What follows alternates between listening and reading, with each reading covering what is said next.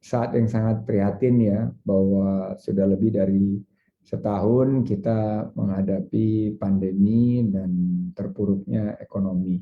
Dan kami melihat 34 juta masyarakat yang menggantungkan hidupnya di sektor pariwisata dan ekonomi kreatif ini sekarang dalam keadaan yang terpuruk.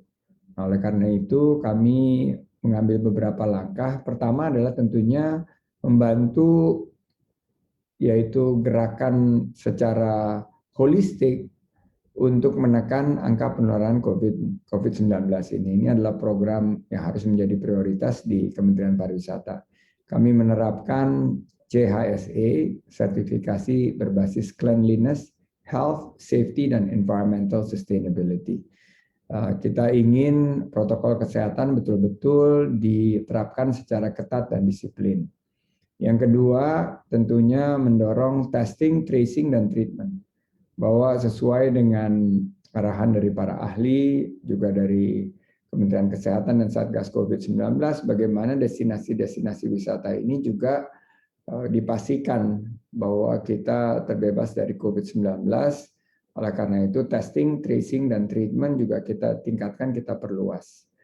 Nah, selanjutnya yang baru saja tadi mendapatkan arahan dari Presiden Jokowi adalah bagaimana kita menggenjot vaksinasi, terutama di beberapa destinasi pariwisata unggulan seperti Bali, Jabodetabek, Yogyakarta, dan beberapa spot-spot pariwisata ini harus diprioritaskan vaksinasinya agar kita segera menyiapkan destinasi-destinasi wisata ini untuk bisa bangkit kembali. Karena mustahil pariwisata dan ekonomi kreatif ini akan menggeliat kembali tanpa kita bisa menekan penularan COVID-19 ini. Jadi itu fokus pertama kita. Fokus kedua adalah menggerakkan wisatawan Nusantara. Nah, selama ini Anake ada 11 miliar US dollar yang berangkat ke luar negeri seiring dengan kepergian daripada kelas menengah kita untuk berwisata di luar negeri. Ini yang kita mau arahkan dan reposisikan agar mereka berwisata di Indonesia dengan program hashtag Bangga Berwisata di Indonesia atau hashtag di Indonesia aja. Nah, ini yang sekarang kita lagi lakukan. Alhamdulillah dalam 2-3 bulan bertugas kita sudah bisa melihat Bali tingkat kunjungan wisatawan Nusantaranya meningkat dan mulai menggantikan secara perlahan namun pasti kunjungan wisatawan mancanegara yang sampai hari ini belum diperbolehkan. Nah, yang ketiga adalah persiapan kunjungan wisatawan mancanegara sesuai dengan arahan Presiden Jokowi. Juni-Juli ini akan mulai dibuka dengan selektif melalui program Travel Corridor Arrangement. Banyak yang menyebutnya travel bubble.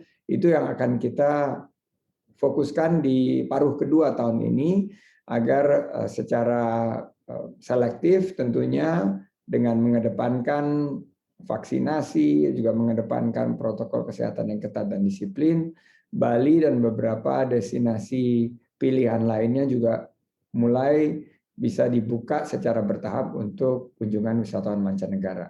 Nah, di samping itu tentunya adalah program-program keberpihakan perlindungan sosial. Nah, langkah-langkahnya adalah dana hibah pariwisata. Tahun lalu kita sudah melakukan dana hibah pariwisata, tahun ini kita tingkatkan, kita perluas. Bukan hanya hotel dan restoran yang menerima, 3,7 triliun yang kami anggarkan ini juga akan menyentuh Biro Perjalanan Wisata, akan menyentuh juga para penyedia taman rekreasi, dan yang terpenting juga menurut saya adalah bagaimana sektor-sektor ketenaga kerjaan di bawah pariwisata dan ekonomi kreatif ini juga bisa tersentuh dana hibah pariwisata. Kita punya beberapa program lainnya yang kita gunakan untuk menstimulus sektor ini agar sektor yang selama ini menjadi andalan nomor 2 penciptaan devisa negara ini bisa bukan hanya bertahan tapi bisa mengambil peluang dan bisa mencetak pemenang. Not only survive but revive dan finally 2022 mungkin we thrive.